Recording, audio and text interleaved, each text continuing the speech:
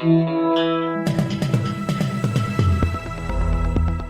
listening to the Betoota Advocate's weekly news wrap on Desert Rock FM 96.5. Hello and welcome to the Betoota Advocate's weekly news bulletin. My name is Bruce Hitchcock, and sitting alongside me to wrap up all the news from the week that was is Wendell Hussey. Yes, hello. Thanks for tuning in again for your weekly dose of honest and hard-hitting regional news. Kicking things off in the national sphere this week, Del, and One Nation are making headlines again. That's right, they certainly are. After facing criticism for their attempts to do a deal with the National Rifle Association, the party were then rocked by revelations that the controversial Abrahamic religious entity Satan was cutting ties with them. After years of synergy between Satan and Australia's far-right nationalist One Nation, the Great Beast has this week officially disendorsed Pauline Hanson after learning of the overseas meeting with the American gun lobby. This comes after senior One Nation figures James Ashby and Steve Dixon were caught on film seeking millions of dollars of political donations from US gun rights group the NRA in a bid to seize the balance of power in Australia, while offering the lobby group weaker gun laws in exchange. Satan, the evil figure, told us that he has to draw a line somewhere and that he knows that he's expected to encourage all forms of hate and evil. But seriously, the NRA, Pauline? And following that revelation, the men at the centre of the allegations have since tried to blame their actions on being on the source. That comment from senior One Nation figure James Ashby drew sighs from millions of men around the country after the attempted efforts at procuring tens of millions of dollars in foreign funding from the NRA was blamed on the grog. Considering that he and Dixon flew to Washington, D.C. in an attempt to secure the funding after months of searching for the right contact in America, which, as it turned out, ended up being an undercover Al Jazeera reporter, his pleas for forgiveness have gone down like a lead balloon. However, despite everyone knowing you can't just exonerate yourself by blaming the grog, a couple of other significant figures have this morning themselves made controversial statements, with John Howard blaming the source for that time he invaded Iraq, and Sam Dastyari claiming that he was just a bit pissy when he was doing those dodgy deals with Chinese businessmen.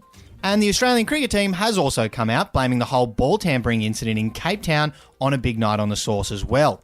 Now, still in news from the far right, Fraser Anning is causing controversy again this week. The neo-Nazi senator from Queensland caused a stir when his incel Nazi mates bashed an innocent waiter at a Gladstone cafe a couple of days ago.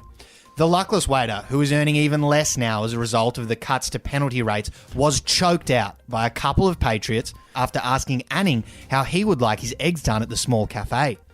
Mick DeMetto, the local barista/waiter and part-time juniors soccer coach, says he hasn't been following politics that closely of late, and the last he'd heard about Senator Fraser Anning was that One Nation had cut ties with him, so simply didn't think much of the eggs question. However, he says he has since learnt his lesson and promises never to utter the word eggs in Gladstone again, once the wiring is removed from his shattered jaw, of course. Speaking of rough days, it was a particularly rough day for an inner-city lefty down south in the nightlife capital that is the city of Sydney this past weekend. After the results from the state election rolled in, the inner-city lefty was shocked to learn that the entire population doesn't hold the same view as him and his 300 Facebook friends. The Newtown resident, named Saul in Echo Chamber, said he's doing some soul-searching after the news. And not the type of soul-searching he's done overseas off the back of his parents' sizable income and assets combo, but is instead trying to figure out where it all went wrong for the people of New South Wales. Taking a sip from his cold-pressed turmeric and arrowroot-infused kombucha, the young man told us that his social media had been literally filled with anti-Gladys material for at least the last 6 months, and that he thought that everyone was on the same page. He then confirmed to us that he was still coming to terms with the fact that maybe people might have different opinions to him and his insular circle of friends. And in other southern city-related news, it has been confirmed this week that every single restaurant in Melbourne actually does it a little bit differently.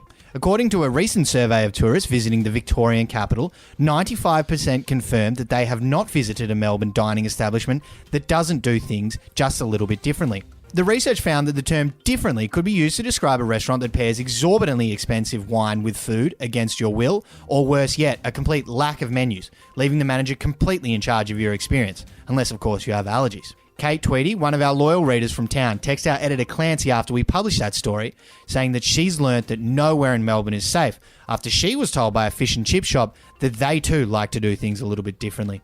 Truly is Australia's most cultured city. Without doubt, Bruce. Anyway, that's it for the News Bulletin this week. Thanks for listening. Be sure to subscribe to the podcast in order to get your weekly fix of real, unfiltered and unwavering regional news. Until next week, I'm Bruce Hitchcock. And I'm Wendell Hussey.